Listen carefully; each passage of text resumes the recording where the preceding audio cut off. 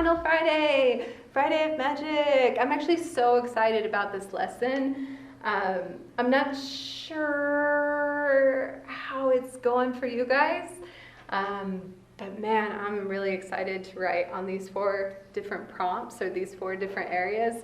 I'm actually a little bit nervous for this final Friday because I have to talk about David Blaine, and every time I say David Blaine's name, like I can literally feel like the blush. Like I don't know if you guys are blushers, but you can kind of like feel the fire like right here, and then your eyes start to well up with tears, and then you're like, it doesn't even matter because I'll never meet this man and no one really cares. But for some reason, oh, David Blaine. Okay. So we love that which we wish we could be. And I honestly wish I was more like David Blaine in all ways in my life. So, okay, so we're moving on to water. And water is basically just making yourself malleable. And that's one of the craziest tricks that David Blaine does. I don't know if you guys...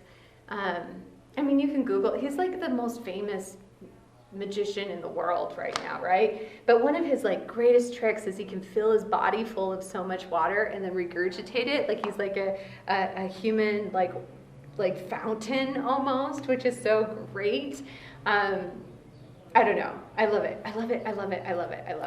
And what I love most about David Blaine is going back to the Penn and Teller from last week.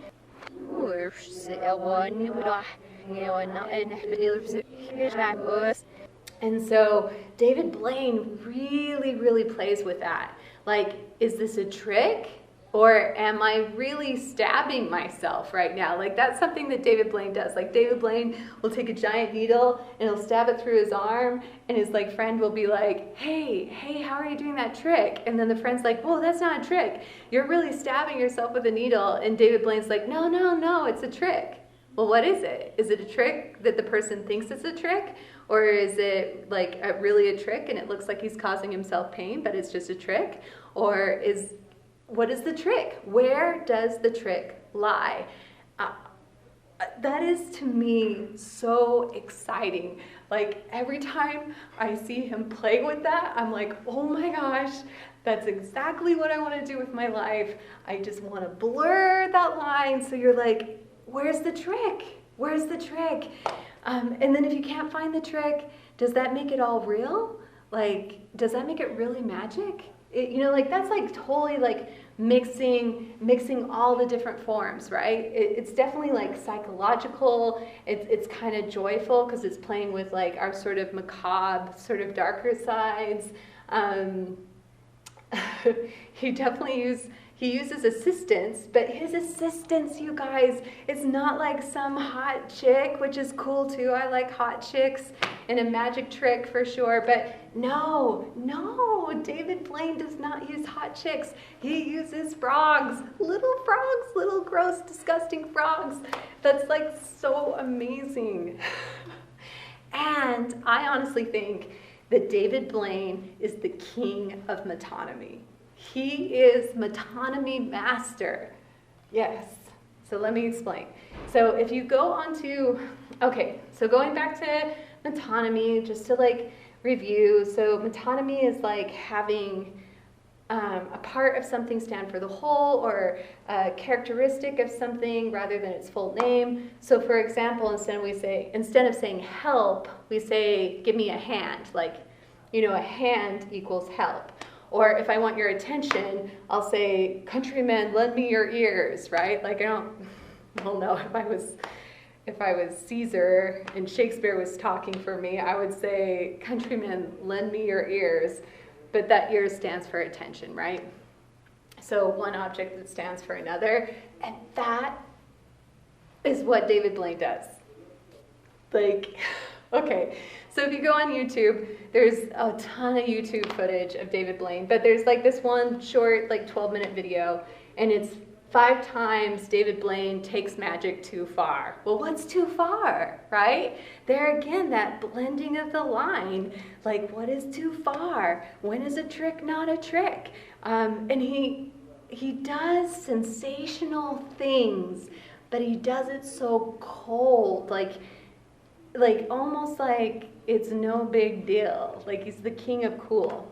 Okay, so if you watch the YouTube video, 5 times David Blaine takes magic too far, here are the 5 acts of metonymy that he commits. They're so good. First one, he goes to Vegas, he finds a cute little girl, he pulls her teeth out. He pulls her teeth out. And like everyone's like, ugh, right? And then he's like, he spits in her face, literally spits in her face, and the teeth come back. How does he do that? I don't know. But what makes that so powerful is the metaphor of it. Metonymy and metaphor are very closely linked. So pulling out her teeth. So teeth in this case equals youth, right? Beauty equals woman equals Vegas, right? How many ways can we use teeth as a stand-in for something else that's unexpected and interesting? And David Blaine psychologically pulls us into that, right? Eating glass. So he has this trick where he goes up to someone at a party, he grabs their wine glass, he drinks wine out of it, and then he proceeds to eat the wine glass, right? So, okay, so glass equals wine, glass equals alcoholic, glass equals pain. And this is the thing that David Blaine is really interested in. He's interested in figuring out, is pain real? Like, when and where does pain become real? And almost all of his magic tricks are that, right? Pain equals or does not equal. Whew, he's so good at that. He does that same thing I was explaining where he like literally jabs a giant needle through his arm. And at the end of the trick, you have no idea if it's real or not. And if it is real, that's still a trick because he's tricked someone into thinking that it's a trick, right? So there's that thing like, what is real? What is true? Needle equals pain? Maybe, you know? Okay, and then frogs from the stomach. So he has this trick. I don't know how he does it, but like he'll be at a party and he'll like, and then like a frog will come out and he'll spit it out into like a champagne glass, right? And so he'll be at a fancy hoity-toity party and just start, you know, barfing up frogs. He has a version of this where he actually sews his mouth shut and then the frogs push themselves out of his sewn up lips. Amazing. So what is entertainment? How is that entertaining? But it is, it's riveting, right? I think frogs equal like pre-human, right? So it's one of the oldest creatures on the planet. In danger of being extinct actually, but older than the dinosaurs is a frog. So to watch this human being like bring up the bog, and the bog, like for some reason, I can't help but associate it with death and sort of like, you know, like this sort of witchy magic, right? The frogs coming out. Who needs hot chicks when you've got slimy toads in your stomach? Nobody. Okay, he does the same thing with the regurgitation act. So he's constantly like throwing stuff up. Like that is his main attraction is how much stuff he can apparently throw up. I don't know if he's really throwing up or if he's got some sort of like mechanism trick going on there. But puke, of course, equals illness, right? So can we relieve ourselves of illness? Is there something rotting inside of us that we can bring up to surface? So for me, David Blaine, his magic works so well because every trick is a little sort of like satirical jab at the subject, at the audience, at the actual object. You know, I feel like every magic trick he does, he's using metonymy. So here are your 2 choices for this week. 1, like David Blaine, go too far, but play it cold, right? So write something that seems so outrageous, so crazy, and then write it even more crazy, right? Like, this is so weird or so gross that I can't imagine anyone wanting to read it. Once you get to that point, make it even stranger, make it even weirder, make it even more visceral, add more slimy toads, more frogs, more needles in the arm. I don't know, take it too far. But act like it doesn't matter. I'm blushing again, like that's what it takes, right? Like that's what it is to be cool, is to go too far, but make it look like you haven't moved at all. So amazing.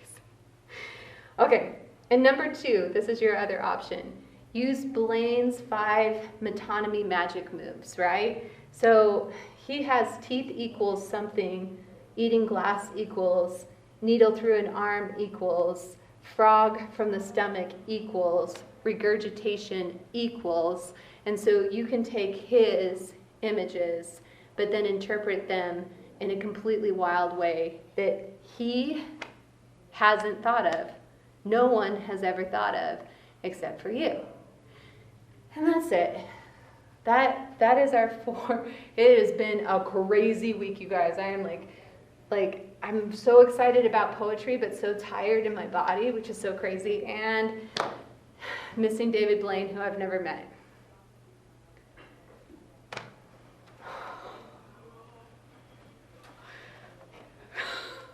Thanks. We're done.